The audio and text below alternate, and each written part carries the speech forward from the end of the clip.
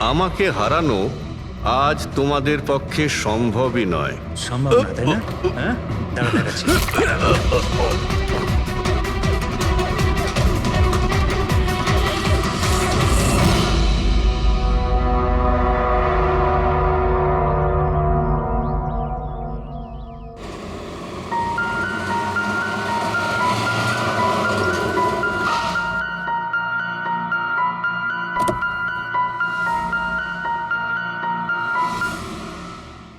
চলো বাচ্চারা,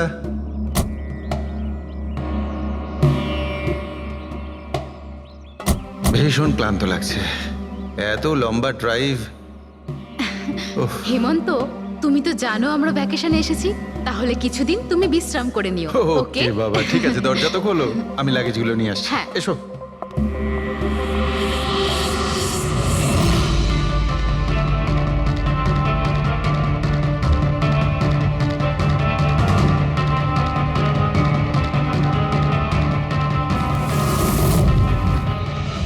হেমন্ত, হেমন্ত তাড়াতাড়ি এদিকে এসো। এই এই দরজাটা। তুমি ওদের গাড়িতে বসাও, আমি দেখছি। হেমন্ত সাবধানে প্লিজ। হ্যাঁ। চলো চলো চলো।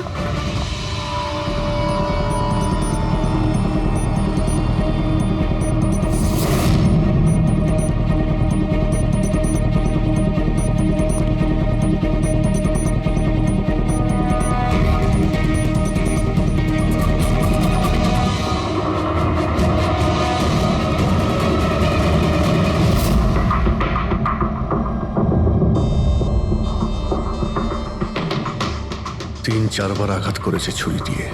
লাশ খুব একটা পুরনো নয়, মনে হচ্ছে কাল রাতে খুন হয়েছে এর। জুয়া খেলার সময় মারা গিয়েছে।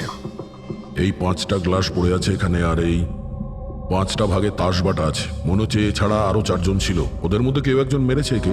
বাইরে থেকেও কেউ আসতে পারে। পুরবী পঙ্কজ, একটু দেখো তো এই জালনা কিংবা দরজা ভাঙা নেই তো? মিস্টার হেমন্ত, এই লোকটা কে? না স্যার, আমি তো এনাকে আগে কখনো দেখিও নি।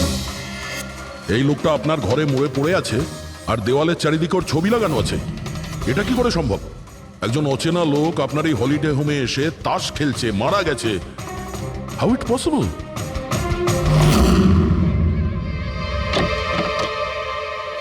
আচ্ছা, এখানে কোনো গার্ড নেই? ছিল স্যার, বহু বছর একজন গার্ড ছিল, কিন্তু ওই মাস চারেক আগে তার মৃত্যু হয়, ব্যাস তারপর থেকে আর কেউ নেই। আমি ভেবেছিলাম যে এবার একজন নতুন গার্ড রাখবো। আমায় বিশ্বাস করুন, আমি একদম সত্যি বলছি, আমি এই ভদ্রলোককে চিনিও না।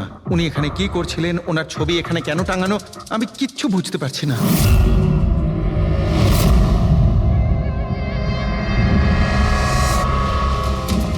Pankaj,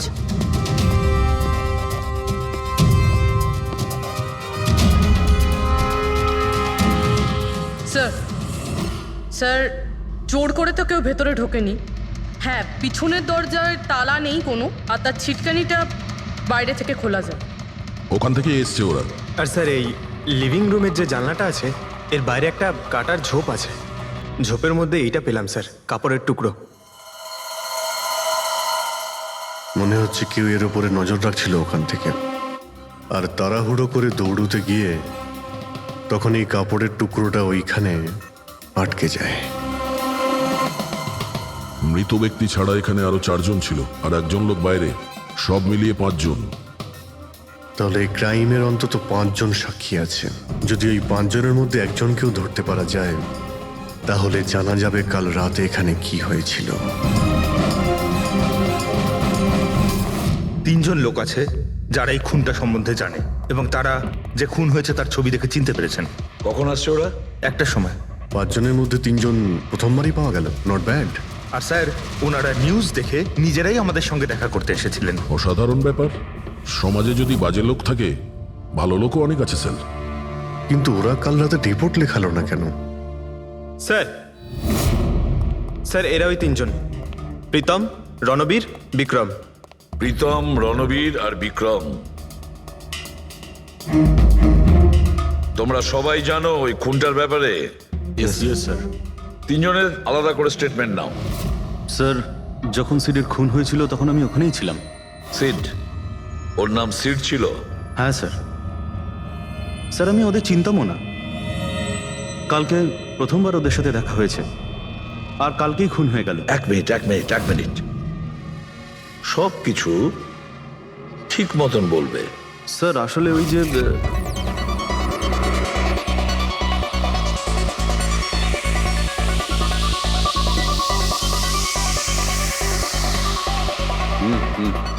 sure sir.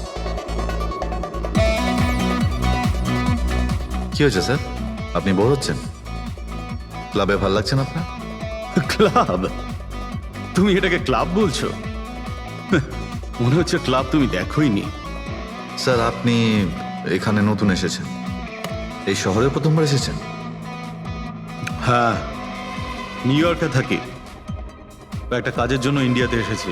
কাজ শেষ হয়ে গেছে আর শহরে বসে বোর হচ্ছি। আপনার বোর্ডন দূর করার একটা রাস্তা আছে আমার কাছে। রিয়েলি? কি? একটু এক্সপেন্সিভ। সেটা চিন্তা তোমায় করতে হবে না। কি রাস্তা আছে সেটা বলো। ভেবে দেখুন স্যার, লাখ টাকার ব্যাপার আর রিস্কও আছে। ঝুঁকি, রিস্ক নেওয়া আমার হবি, আর সেটা যদি হয় টাকার, সেটা আমার কাছে অনেক আছে। কাজটা বলো। সুপার দেন। তুমি কি ধরনের জোকিং এর কথা বলছো? এরকম কোনো ব্যাপার নেই স্যার, শুধু জুয়া খেলতে হবে। লাখ টাকা, জিতে গেলে মালামাল আর হেরে গেলে কঙ্কাল। আর এমনিতেও আপনার টাকার তো কোনো চাপ নেই। তাহলে চলুন আমার সাথে, কাম। যাচ্ছ কোথায়? এক ভদ্রলোকের বাড়ি। ভদ্রলোকের বাড়ি? কে ভাই? ওই যে দেখতে পাচ্ছেন, ব্ল্যাক জ্যাকেট হোয়াইট শার্ট। তাহলে ওই বারটেন্ডার তোমাকে ওর বাড়িতে নিয়ে গিয়েছিল, তারপর তারপর কি হয়েছিল? না স্যার, ও সিডের বাড়ি নিয়ে যায়নি, ও সিডের সঙ্গে পরিচয় করায়, তারপর আমরা সিডের বাংলোতে যাই।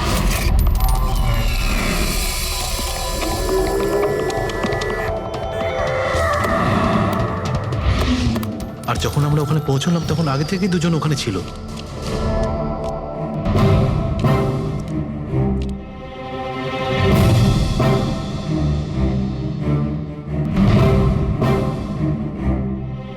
এই রইল আমার 2 লাখ টাকার চাল।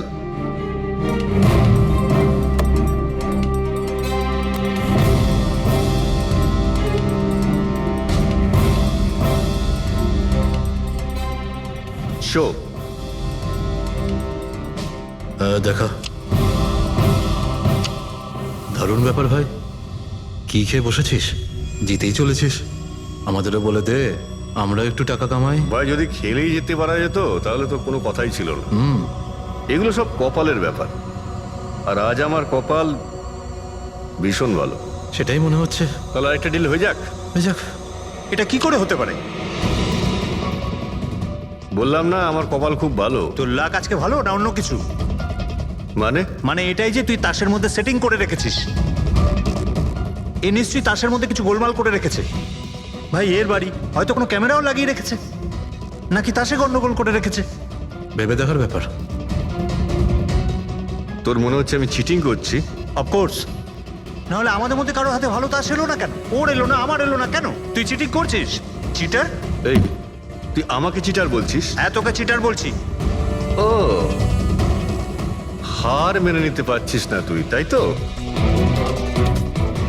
খোকা, এটা বড়দের গেম, বাচ্চাদের নয়।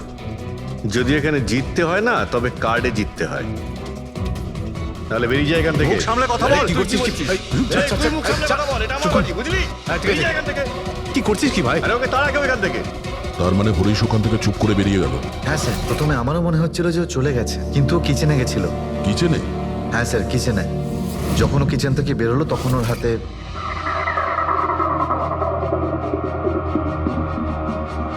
তুই আবার এসিস এখানে? তোকে বলেছি না এখানে আসবি না? বেরো এখান থেকে। কি হলো কি? এই, তুই আবার হাত দিচ্ছিস গায়ে? আরে ভাই, হ্যাঁ? আরে কি করলি কি তুই? আরে মেরে দিল ওকে। এটা এটা কি করলে? মেরে দিলে? আমি অ্যাম্বুলেন্সকে কল করছি, তোরা এখানে থাক। আরে মরে গেছো? পুলিশকে ফোন কর, না হলে আমরা সবাই ফেসে যাবো। পুলিশকে ফোন করলে আমরা বেঁচে যাব? জুয়া খেলছিলাম আমরা, বেআইনি এই জুয়া খেলা। হ্যাঁ, জুয়া খেলেছি, কাউকে মারিনি তো আমরা। বেশি চালাকি করিস না। পুলিশ যদি আসে না, আমি একা ফাঁসবো না, সবাই মিলে ফাঁসবো। সেভ একটা কাজ করতে পারি, তোরা এখান থেকে যা, আমি কাজটা খতম করে আসছি। তোমরা কত টাকা হেরেছিলে? স্যার 30 লাখ। আমার প্রায় 50 লাখ মতন। স্যার 35 লাখ। এক মিনিট রণবীর, তুমি বলেছিলে যে সিড ওই সময় সাদা শার্ট পরেছিল, ইয়ে স্যার, উনি সাদা শার্টই পরেছিল। আর বিক্রম, তুমি বলেছিলে যে ও হলুদ শার্ট পরেছিল। হ্যাঁ স্যার, ও হলুদ শার্টই পরেছিল। ও সাদা বা হলুদ রঙের শার্ট পরেছিল না, একটু ব্লুইশ কালার ছিল শার্টটার, আমার ভালো মনে আছে। কিভাবে সেটা হয়? আমরা যখন লাশটাকে পেয়েছিলাম তখন ও হোয়াইট কালারের শার্ট পরেছিল, আর রণবীরও তো এই একই কথা বলছে। এটা কিভাবে সম্ভব? একই সময়ে আলাদা আলাদা ড্রেসে কিভাবে খুন হয়? স্যার, যখন মার্ডার হলো তখন এটা কেউ ছিলই না ওখানে। ছিল না মানে? মানে এটাই যে আমার ভালো মতো মনে আছে, এটা 6 মাস আগের ঘটনা। এরা ছিল না ওখানে। না স্যার, এটা পুরো 1 বছর আগের কথা। কি সব বলছে স্যার এরা? খুন তো কাল রাতে হয়েছে, তাই না? এক্স্যাক্টলি, খুনটা গতকাল রাতেই হয়েছিল। আর সেই সময় উনি সাদা রঙের শার্টই পরেছিলেন। এক মিনিট, এসব তোমরা কি বলছো? কাল রাত, 6 মাস, 1 বছর আগে? হ্যাঁ স্যার। আই হোপ তোমরা একটা লোকের মার্ডারের কথা বলছো যা কাল রাতে হয়েছিল, তাই তো? আর তোমরা বলছো এই দুইজন ছিল না মার্ডারের সময়? স্যার, এরা দুজন ওখানে ছিল না। আমি যে মার্ডারের কথা বলছি সেটা 6 মাস আগে হয়েছে। স্যার, খুনটা কাল রাতেই হয়েছিল। আর সেই সময় যারা ছিল সেই দুজন অন্য কেউ ছিল, ওরা তখন ওখানে ছিল না। হ্যাঁ স্যার, ওরা ঠিক বলছে, আমিও চিনি না এদেরকে। তোমরা তিনজনের সিডের কথাই বলছো তো? আর মার্ডার হওয়ার আগে ও তোমাদের সঙ্গে চেরিস ক্লাবে দেখা করেছিল তো? আর তারপরে ও তোমাকে হেমন্ত বিলায় নিয়ে গেছে। না স্যার, ও আমাকে সংকল্প ম্যানশনে নিয়ে গেছিল। আর সেটা ওই কীর্তি হিলসে, হ্যাঁ কীর্তি হিলসে ছিল। না স্যার, ও আমাকে ইয়াশ হাউসে নিয়ে গেছিল, যেটা কার্টিস রোডে রয়েছে। একটাই লোক তিনবার 3 জায়গায় 3 রকম আলাদা আলাদা জামা কাপড় পরে কি করে মরতে পারে? হ্যাঁ, সালুকে বলো। আচ্ছা, ঠিক আছে, ওকে। অজিত, সালুকে কোনো সূত্র খুঁজে পেয়েছে। তোমরা যাও, সালুকের সঙ্গে দেখা করো, আর ততক্ষণে আমি এদেরকে একটু জিজ্ঞাসাবাদ করি।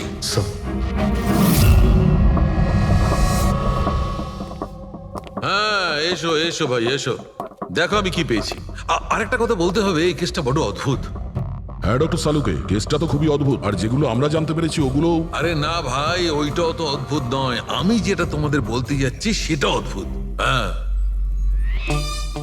কি হলো? তুমি এদিক ওদিক কি দেখছো? কিছু না। ঠিক তো? না, আমি আপনার কথাই শুনছি। কি বলছেন স্যার? ও আচ্ছা, হ্যাঁ, তো আমি কি বলছি? ও হ্যাঁ, অদ্ভুত। দেখো, আমি এর রক্তের সঙ্গে সঙ্গে রক্তের মতো আর একটা জিনিস পেয়েছি। রক্তের মতো? স্যার আপনার সন্দেহ একদম ঠিক ছিল, এটা ডাই ছিল। আরে সারিকা, তুমি এসে গেছো? মানে আমি বলতে চাইছি, কি বলছো তুমি? লাল ডাই? কি করে? আরে বাহ, কনসেন্ট্রেশন ফিরে পেয়েছো তুমি? আরে আমার কনসেন্ট্রেশন কোথায় গিয়েছিল? তোমরা সব সময় না আমার পিছনেই পড়ে থাকো। ও আচ্ছা। আমি সিডের বডি থেকে এই প্লাস্টিক ব্যাগটা পেয়েছি। এই ব্যাগ ওর শার্টের ঠিক নিচে ওর বডির সাথে টেপ দিয়ে আটকানো ছিল। আর এই ব্যাগটাতেই একদম রক্তের মতো ডাই রাখা হয়েছিল। এটা তো ঠিক ওই রকমই যেটা ফিল্মের শুটিং এ ইউজ করা হয়। বা হয়তো নাটকে। নাটক? হ্যাঁ, নাটকে। যতদূর আমরা জানতে পেরেছি তাতে এটা পরিষ্কার যে সিড একজন ঠক ছিল। সিডা তার সঙ্গীরা মিলে জুয়া আর মার্ডারের নাটক করে লোকেদের ঠকাতো। তার মানে এসবের মধ্যে ওই বারটেন্ডারও যুক্ত ছিল। ও জেনে বুঝে বড় লোকদের ফাঁসিয়ে এখানে এই কার্ড পাঠিতে পাঠাতো, আর তারপরে এই মার্ডারের নাটক। তো এই জন্য রণবীর, বিক্রম আর প্রীতম আলাদা আলাদা জায়গায় আলাদা আলাদা সময় এর মার্ডার দেখেছে। আর ওরা এসব অনেক আগে থেকেই করছে, কিন্তু কাল রাত ওদের নাটক বাস্তবে পরিণত হয়। প্রতিবারই একটা নতুন বাংলো, নতুন লোক ঠকানোর জন্য। আর বাকি সব সেম, একই খেলা, একই ঝগড়া, আর সেই একই সিটের মার্ডারের নাটক। লোকেদের কাছ থেকে টাকা নিয়ে পুলিশ কেসের নামে লোকেদের ভয় দেখিয়ে বের করে দেওয়া। সব কিছু সেম টু সেম। প্ল্যান তো খুব ভালো ছিল, কিন্তু কালকে হঠাৎ মার্ডার কি করে হয়ে গেল? কারণ কালকে রাতে একটা গন্ডগোল হয়েছে। মানে? 1 মিনিট।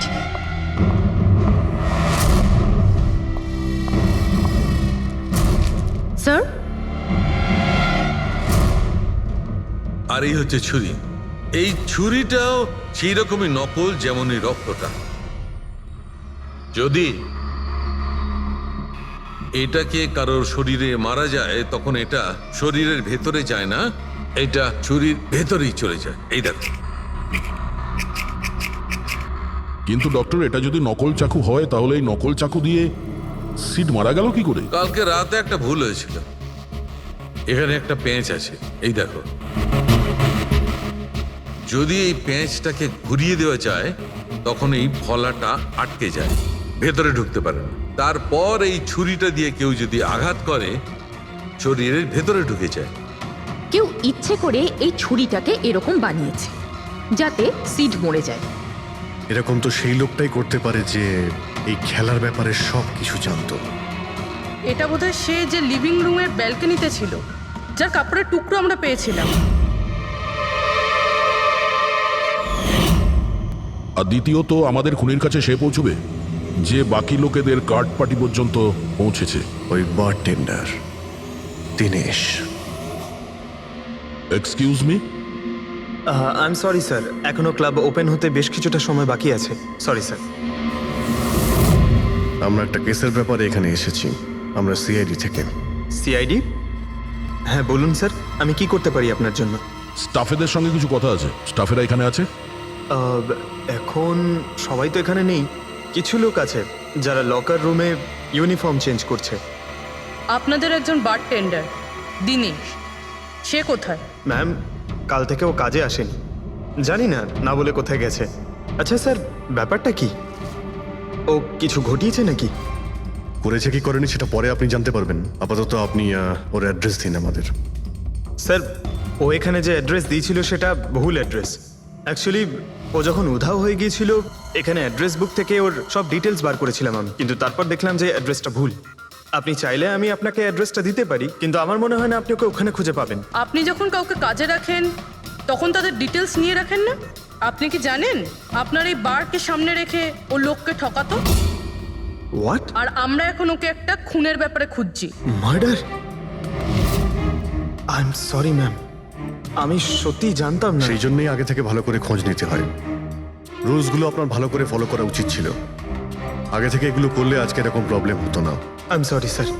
আচ্ছা, এই দিনের সম্পর্কে আর কি বলতে পারো? কিছু জানো ওর সম্পর্কে? না স্যার, তেমন বিশেষ কিছু নয়, কারণ ও খুব কম কথা বলতো, বেশিরভাগ চুপ করেই থাকতো। সেই জন্য ওর বন্ধু কম ছিল, শুধু এক মেয়ে ছাড়া, মানসী। ও এখানে ওয়েট্রেসের কাজ করে। ওদের মধ্যে ভালো ভাব ছিল, যদিও ওরা দুজনে কোনোদিন এটা প্রকাশ করেনি, কিন্তু আমার মনে হয় যে ওদের মধ্যে প্রেমের সম্পর্ক ছিল। তো আপনি মানসীকে জিজ্ঞেস করেননি কি ছিল ওদের মধ্যে? জিজ্ঞেস করেছিলাম ওকে, কিন্তু ও নিজেও জানে না। কোনো ব্যাপার না, মানুষকে একবার ডাকুন তো। ঠিক আছে স্যার। স্যার, মানসী। মানসী, দিনেশ তোমার বন্ধু ছিল? ছিল মানে? ও ঠিক আছে তো? দেখো, একটা খুন হয়েছে, আমরা সন্দেহ করছি দিনেশ ওটাতে ইনভলভ আছে। আমরা ওকে খুঁজছি। তুমি জানো কোথায় আছে ও? আমি নিজেই অনেক টেনশনে আছি, ওর ফোনও লাগছে না। আর ও এখানে যে অ্যাড্রেসটা দিয়েছিল সেটাও নকল। আর আপনারা বলছেন যে ও কোনো মার্ডারের সাথে যুক্ত? আচ্ছা, আপনি তো ওকে খুব ভালো করেই জানতেন না? হ্যাঁ স্যার, আমরা একে অপরকে ভালোবাসতাম আর আমরা বিয়েও করতে চলেছিলাম। সেই জন্য ও কিছু টাকা জোগাড় করতে চাইছিল। আচ্ছা, ও এই টাকাটা ক্লাবের চাকরি থেকে জমাচ্ছিল নাকি অন্য কোনো সাইড বিজনেস ছিল ওর? চাকরি ছাড়া ও শেয়ার বিজনেসে ও টাকা লাগিয়েছিল। আর আমাকে বলতো যে ও অনেক টাকা রোজগার করছে, আমাকে দামি দামি গিফট দিত আর দামি দামি রেস্টুরেন্টও নিয়ে যেত। তো ও তোমায় ওর ঠকানোর বিজনেসের ব্যাপারে কিছুই বলেনি? ওর কোনো ছবি আছে তোমার কাছে? হ্যাঁ আছে।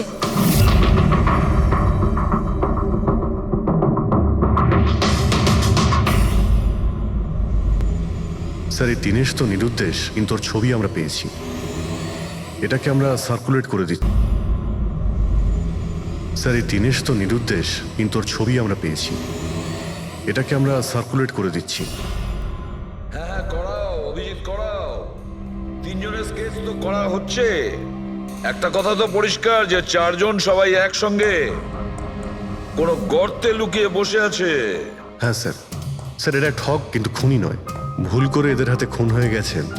100% এটা ভয় পেয়েই কোথাও লুকিয়ে রয়েছে। ব্যাস, এই ভয়টাকেই আমাদের কাজে লাগাতে হবে। এমন ভাবে ভয় দেখাতে হবে যে ওরা নিশ্চয়ই কোনো ভুল করে থাকবে আর আমরা খপ করে ধরে ফেলবো। স্যার, স্যার, হ্যাঁ স্কেচ তৈরি। ওকে স্যার, হ্যাঁ, এই তিনজনই জুয়ারি, আর যে ছুরি মেরেছে সে হলো হরিশ। একটা কাজ করো, এই তিনটে স্কেচই আর ওই বারটেন্ডারের ছবি প্রতিটা police station, railway station, bus stand, লজে সব জায়গায় পাঠিয়ে দাও আর সমস্ত নিউজ চ্যানেলেও পাঠিয়ে দাও আর ওদেরকে জানিয়ে দাও যে 24 ঘন্টা যেন এদের ছবি দেখানো হয়। প্রত্যেকটা বাড়িতে এদের ফটো দেখাতে হবে। তারপরে দেখবো কতদিন লুকিয়ে থাকে আমাদের হাত থেকে। এই 4টে ফটো খুব ভালো করে দেখুন। এই 4জন এই হত্যাকাণ্ডে জড়িত। এদের ব্যাপারে কোনো রকম সূত্র বা কোনো রকম খবর পেলে সিআইডি কে এই নাম্বারে খুব তাড়াতাড়ি যোগাযোগ করবেন। এরা খুবই ভয়ানক। এরা সবাই ইন্ডাস্ট্রিয়ালিস্ট হেমন্ত কুমারের ফার্ম হাউসে নিজেরই এক বন্ধুকে খুন করে পালিয়ে গেছে। পুলিশরা অনেকক্ষণ ইনভেস্টিগেশন করার পরেও সেখান থেকে কোনো কিছুই খুঁজে পাওয়া যায়নি। সিআইডি এদের সবাইকে খুঁজছে। এই হলো এদের ফটো।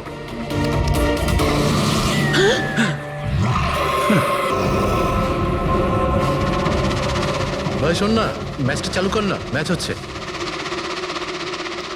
এরা সবাই ইন্ডাস্ট্রিয়ালিস্ট হেমন্ত কুমারের ফার্ম হাউসে নিজেরই এক বন্ধুকে খুন করে পালিয়ে গেছে। সিআইডি এদের সবাইকে খুঁজছে। এই হলো এদের ফটো। দেখলি তুই, এরা তো সবকিছু জেনে ফেলেছে। ভাই ছবি টবি সব দেখাচ্ছে, সমস্ত ডিটেলস দেখাচ্ছে। বাজেভাবে ফেসে যাবো ভাই এসবে। হাসবো তো বটেই। আমি তোদের আগেই বলেছিলাম যে চল পালিয়ে যাই, কিন্তু তোরা তো শুনলেই না। এবার এবার পুলিশ আসবে, সব জায়গায় খোঁজ করবে, আর তখন আরে এখনো অনেক সময় আছে। চল পালাই। এই ব্যাগ তোলা, সবাই মিলে পালাই। চল।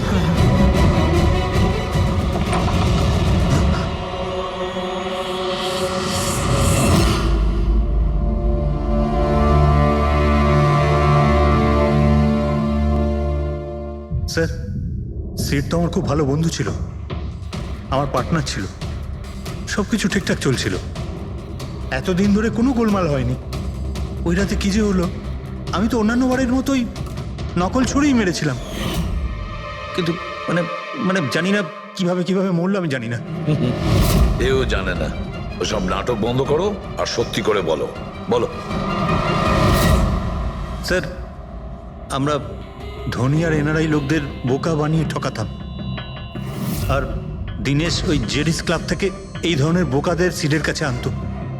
তারপর আমরা সেই বড় লোক এনআরআই লোকগুলোকে কোনো খালি নির্জন বাংলোয় নিয়ে যেতাম, যেটা আমরা প্রথম থেকেই সিডের বাংলোর মতো সাজিয়ে রাখতাম। হ্যাঁ স্যার, আমার একটা বিজনেসও আছে স্যার, রিয়েল এস্টেটের বিজনেস। তাই স্যার এই কাজের জন্য এরকমই খালি শুনশান বাংলোর খোঁজ করতাম আমি স্যার, আর তারপর অ্যাভেলেবেল করাতাম এই কাজের জন্য স্যার। স্যার প্রথমে আমরা মুরগিকে জিততে দিই, আর তারপর যখন সে ভরসা পেয়ে যায় তখন সিট জেতা শুরু করে দেয়। এই সব কিছুর প্ল্যান থাকতো স্যার, সিট জিততেই থাকতো, আর ওরা আমার মধ্যে ঝগড়া শুরু হতো, আর আমি রেগে গিয়ে ওকে খুন করে দিতাম, মানে মিথ্যে করেই। এসব দেখে ধনী এনআরআই লোক ঘাবড়ে যেত আর ওদের টাকা পয়সা ফেলে পালিয়ে যেত। ওঠে পর নাটক শেষ, চলে গেছে ও।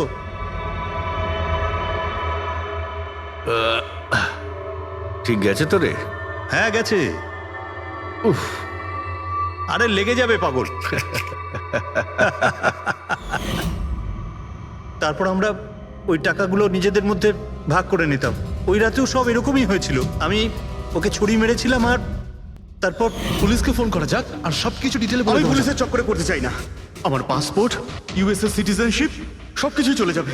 না না না না না, আমি যাচ্ছি। আরে ঘুমিয়ে পড়লি নাকি সিট? আরে ওঠ ভাই, অনেক হয়েছে, আর ওভার অ্যাক্টিং করতে হবে না। Seat set set. আরে এই তো সত্যি মরে গেছে। আরে ছুরিটা সত্যি সত্যি লেগে গেল নাকি ওর? আরে কি বাজে কথা বলছিস কি তুই? আরে সিট ওঠ না, সিট ওঠ না। আরে ছুরিটা কি করে? তুই ছুরিটা ইউজ করার আগে চেক করিসনি নাকি? আরে প্রথমবার করছি নাকি? শুটিংয়ের ছুরি এটা, একটাই তো ছুরি আছে না, কিন্তু এই খুন কি করে হতে পারে? আমাদের পুলিশকে জানাতে হবে। পুলিশকে যদি জানাই তো আমরা সবাই ফেসে যাব। তাহলে কি করব?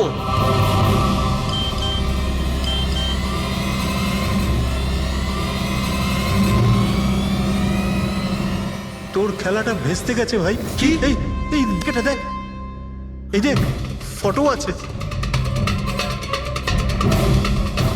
আরে আমি এই ফটোগুলো এখনই পাঠাচ্ছি পুলিশের কাছে অ্যাড্রেস সহ, ওরা এক্ষুনি ওখানে এসে পড়বে। তোর খুব শখ হয়েছিল না খেলার, এবার দেখি পুলিশের সাথে কেমন লুকোচুরি খেলিস। তুমি বলছো যে তোমরা ওখানে টাকা ফেলে পালিয়ে গিয়েছিলে? হ্যাঁ স্যার, পুরো 90 লাখ টাকা ছিল স্যার। আমরা সব ফেলে পালিয়েছিলাম। কিন্তু আমরা তো ওখানে কোনো টাকা পাইনি। আমি কিছু জানি না ম্যাম, ওই টাকাটা কোথায় গেছে, ওই নকল ছুরিটাই বা আসল কি করে হয়ে গেল, সিডের খুন কি করে হয়ে গেল, আমি কিচ্ছু জানি না ম্যাম। কেউ তোমাদের জালে তোমাদেরই ফাঁসি দিয়েছে, বুঝেছো? দেখো, এমন কেউ আছে যে তোমাদের এই খেলার ব্যাপারে সব কিছুই জানতো। ওই ছুরিটা নিয়ে কোনো গন্ডগোল করেছিল আর তাতেই সিট মারা যায়। আর ওই দিনেশ, ও কোথায়? সিড মারা যাওয়ার পর আমি দিনেশকে ফোন করেছিলাম, আমার কথা শুনে ও খুব ঘাবড়ে গেছিল, বলল কি যে ওই শহর ছেড়ে চলে যাবে। দিনেশ তো তখন থেকেই উধাও। তাহলে কি পুরো প্ল্যানটা আবার দিনেশ করেনি তো? ওখানে রণবীরকে পাঠায় আর হরিশের ছুরিটাই চেঞ্জ করে দেয়, আর তারপরে দিনেশ ব্যালকনিতে লুকিয়ে পড়ে। আর ওখান থেকে দিনেশ ফটো তুলেছে স্যার, আর হরিশকে পাঠিয়েছে, আর তারপর বলেছে যে পুলিশ আসছে, তাই এরা সব ভয় পালিয়ে গেছে। 90 লক্ষ টাকা ছেড়ে পালিয়ে গেছে। তার মানে দিনেশ আমাদের সাথে বেইমানি করেছে। বাহ, সবাইকে ঠকায় যে লোক, যখন তাদের সাথে এরকম হলো খারাপ লাগছে।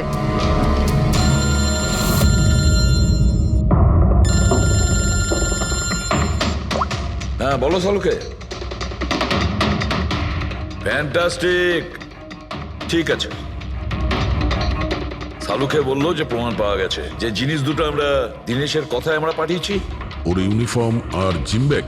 হ্যাঁ দা, যে কাপড়ের টুকরো আমরা ব্যালকনি থেকে পাই, ওই টুকরোর সঙ্গে এই দিনেশের ইউনিফর্মের কাপড় ম্যাচ করছে। স্যার, তার মানে খুনি দিনেশ?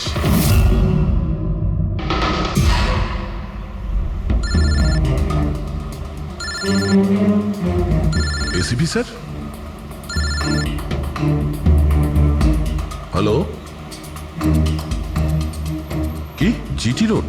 ঠিক আছে স্যার, ওকে ওকে। জিটি রোডে যেতে হবে। দিনেশকে জিটি রোডের বাজারে দেখা গেছে।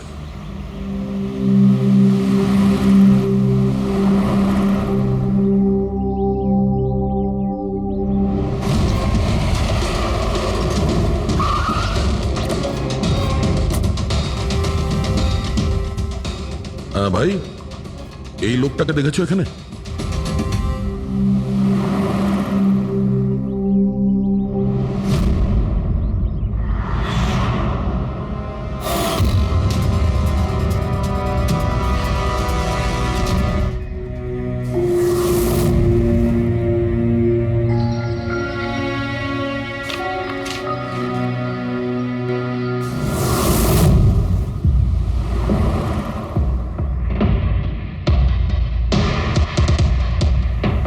আচ্ছা, এই যে দাদা, একে দেখেছেন? হ্যাঁ দেখেছি তো। কোথায়? ওই তো ওখানে দাঁড়িয়ে রয়েছে। আগে? হ্যাঁ আগে। থ্যাঙ্কস থ্যাঙ্কস, চলো। মা, বাবা, আমায় ক্ষমা করে দিও। আমি তোমাকে অনেক কষ্ট দিয়েছি, তোমাদের মান সম্মান ডুবিয়ে দিয়েছি। কিন্তু একটা সত্যি কথা, আমি খুনি নই, আমি কাউকে খুন করিনি। আমি শুধু একটু টাকা ইনকাম করতে চেয়েছিলাম, কিন্তু আমি জানতাম আজ নয়তো কাল পুলিশ আমাকে ধরেই নেবে। এটা হওয়ারই ছিল।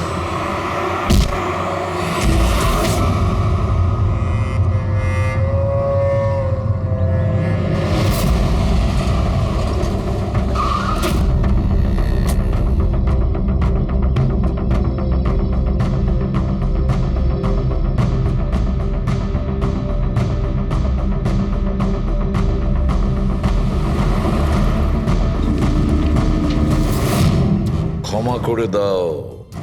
এই বদনাম নিয়ে বেঁচে থাকার থেকে মরে যাওয়া ভালো। স্যার, আমরা সিসিটিভি ফুটেজ চেক করে দেখেছি, ওকে দেখে ওখানে ডিপ্রেসড মনে হচ্ছিল। স্যার, মনে তো হচ্ছে না কেউ ওকে ফোর্স করেছিল, ও নিজের ইচ্ছেতেই মারা গিয়েছে। সুইসাইড নোট পড়ে তো মনে হচ্ছে স্যার ও এই কাজের ব্যাপারে খুব লজ্জিত ছিল। ও এ ব্যাপারে জড়িত তো ছিল, কিন্তু সিটকেও মারেনি। স্যার, দিনেশ নয় তো আর কে হতে পারে? এদের এইসব খেলার ব্যাপারে আর তো কেউ জানতোই না। এরকম ব্যাপার নয় তো যে এরা যাদেরকে ঠকিয়েছিল ওদের মধ্যে কেউ এদের থেকে প্রতিশোধ নিচ্ছে? হতে পারে। একটা কাজ করি আমরা, বোর্ডের ওপর পুরো সাসপেক্টদের নাম লিখি, ওদের ফটোগুলো ওই সাসপেক্ট মানে ওই এনআরআই যাকে হরিশ আর তার দুই বন্ধু মিলে ঠকিয়েছে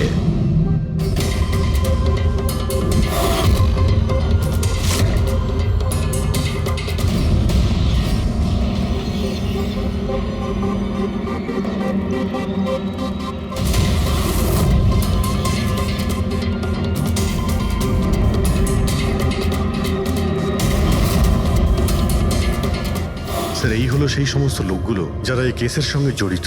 অভিজিৎ, খোঁজ নিতে হবে খুনের সময় এরা কোথায় ছিল। পুরো ইনফরমেশনটা আমরা এয়ারপোর্ট ইমিগ্রেশন থেকে পেয়ে যাব। স্যার, এই ফটোগ্রাফে যে 8জন লোক আছে সেই সময় তারা ইন্ডিয়াতে ছিলই না। ইনফ্যাক্ট বেশিরভাগ লোকই এই ঘটনার পরে ইন্ডিয়াতে ফেরেইনি। শুধু এই 4 জন ছাড়া এই 3 জন সাক্ষী, বিক্রম, রণবীর, প্রীতম আর মিস্টার রানা। স্যার এক্ষুনি আমি মিস্টার রানার বাড়িতে ফোন করেছিলাম, ওনার ওয়াইফ ধরেছিলেন। বললেন যে 3 বছর আগে উনি মারা গেছেন, আর 3 বছর আগে এরা ওনাকে ঠকিয়েছিল। উনি এই গিল্ট ফেলেই ভুগতেন যে ওনার সামনে কেউ খুন হয়ে গেছিল আর উনি কিচ্ছু করতে পারেননি, যার জন্য উনি নেশার কবলে পড়েন। আর তাহলে বাকি থাকলো 3 জন সাসপেক্ট, প্রীতম, রণবীর আর বিক্রম। প্রীতম আর বিক্রম এরা তো দেশের মধ্যেই ছিল কিন্তু এই শহরে ছিল না। এবার এই রণবীরই শুধু বাকি থাকলো। রণবীর তো নিজেই ওখানে ছিল, ওই ফটোতেও ছবি আছে। হ্যাঁ স্যার, ও একই সাথে ব্যালকনি আর হল তাতে থাকতে পারে না, এটা অন্য কেউই হবে। তাহলে কে হতে পারে এই খুনি? পঙ্কজ, মিস্টার রানা 3 বছর আগে মারা গেছেন, ওনার পুরো ডিটেলসটা আমার চাই। Sir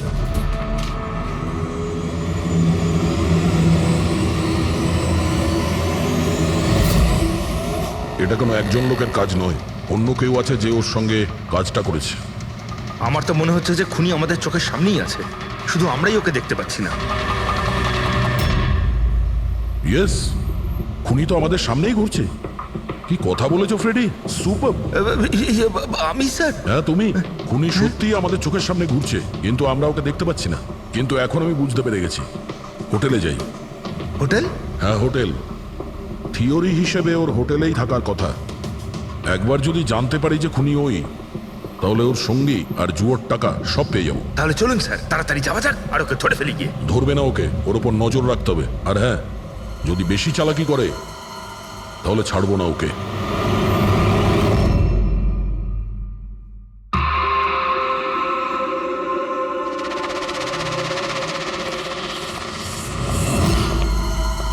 excuse me.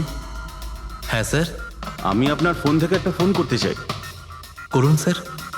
ওয়েল, আমার একটু প্রাইভেট কথা ছিল আর কি। এছাড়া কি আপনার কাছে অন্য কোনো ফোন আছে? স্যার ওইটাই চলে যান, ওটা থেকে কথা বলে নিন। Thank you. Thank you.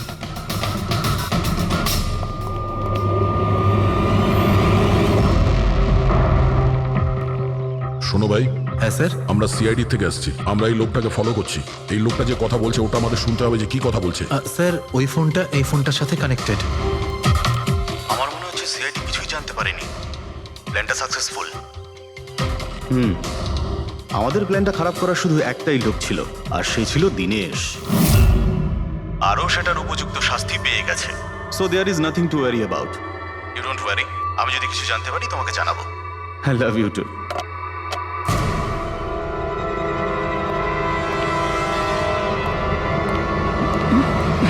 এই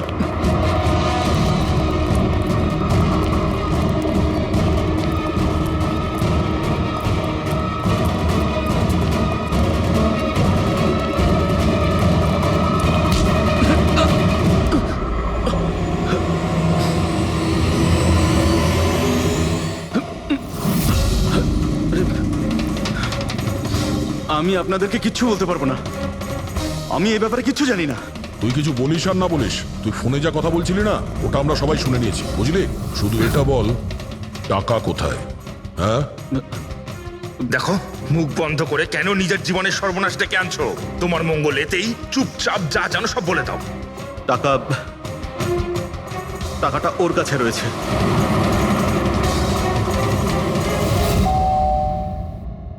একটু দেখ তো মা, কে বেল বাজাচ্ছে? হ্যাঁ মা।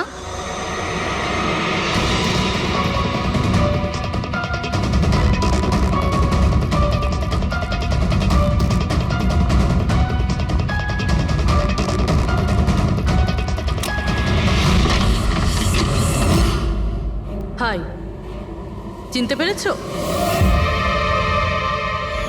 স্যার, মানসী।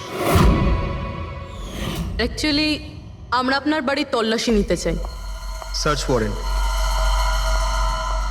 কি ব্যাপার? আপনারা কারা? সিআইডি, আমাদের কাছে আপনার বাড়ির তল্লাশির অর্ডার আছে। কিন্তু আমরা কি করেছি? আপনারা এখানে কেন এসেছেন? খুব তাড়াতাড়ি জানতে পারবে। চেক করো।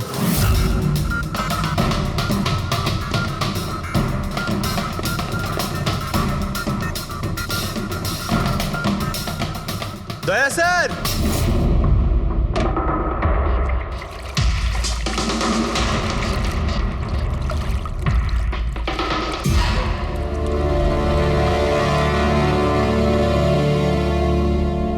চলো।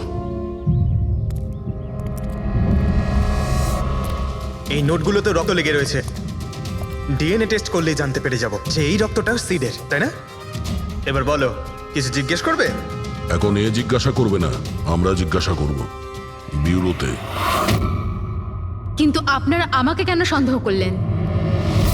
শেষবার আমাদের মনে হয়েছিল যে দিনেশ খুনি, কিন্তু ও সুইসাইড করে প্রমাণ করে দিয়েছে যে ও খুনি নয়। মানুষ এটা কি চেনো? এটা তোমার ইউনিফর্মের কাপড়ের টুকরো। এটার কারণে আমরা তোমাকে সন্দেহ করছি, বুঝেছো? আর তারপর আমরা এইটা খোঁজ লাগালাম যে তুমি এরকম কাজ করলে কেন। আপনি জানতেন যে আমি এসব কেন করেছি? মিস্টার রানা, আপনার বাবা ছিল, রাইট? হ্যাঁ, উনি আমার বাবা ছিলেন। আর ওনার প্রাণ সিট আর ওনার সঙ্গীতের জন্য গেছে। উনি ওই ঘটনাটা কিছুতেই ভুলতে পারেননি। আর উনি একজন ডায়াবেটিসের রোগী ছিলেন। তারপরে উনি প্রচুর ড্রিঙ্ক করতে শুরু করে দিয়েছিলেন। উনি কি জানতেন এগুলো যা হচ্ছে সেগুলো সবই নাটক? না, উনি কিছুই জানতেন না। যদি এটা জানতেন তাহলে নিজের প্রাণ নিতেন না। উনি তো এই সব কিছুকে সত্যি মনে করতেন।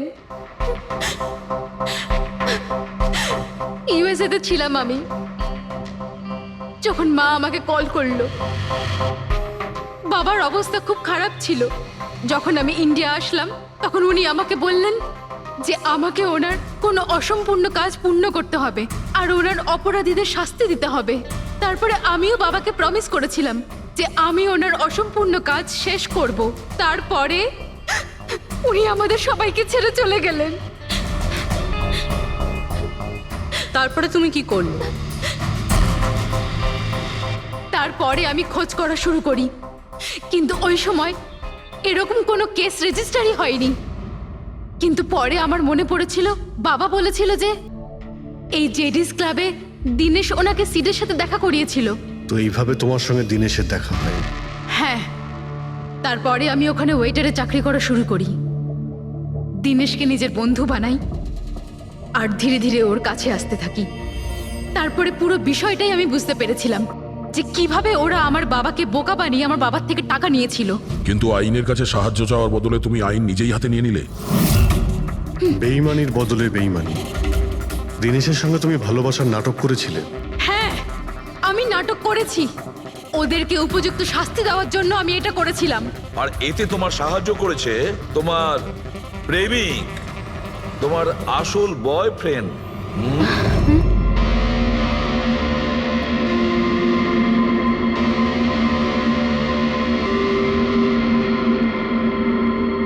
হ্যাঁ, আমরা দুজনে মিলে প্ল্যান করেছিলাম। রণবীর ওই রাতে জেনে বুঝে বোকা হয়েছিল।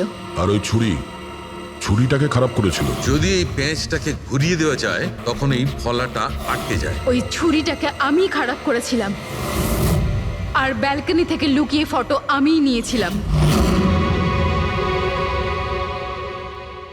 তারপরে আমি ওই ফটো হরিশকে পাঠিয়েছিলাম আর ওদেরকে ওখান থেকে তাড়িয়ে দিলাম। আর আমি টাকাগুলো নিয়ে ওখান থেকে বেরিয়ে পড়লাম। আমি আমার বাবাকে দেওয়া প্রমিস পূরণ করেছি।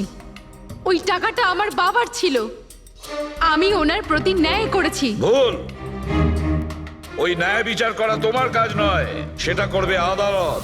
তুমি আইন নিজের হাতে নিয়েছিলে আর একটা খুব মস্ত বড় অপরাধ করেছো। আইন তোমাকে কঠোর থেকে কঠোরতম শাস্তি দেবে, তোমাদের দুজনকে কঠোর শাস্তি দেবে।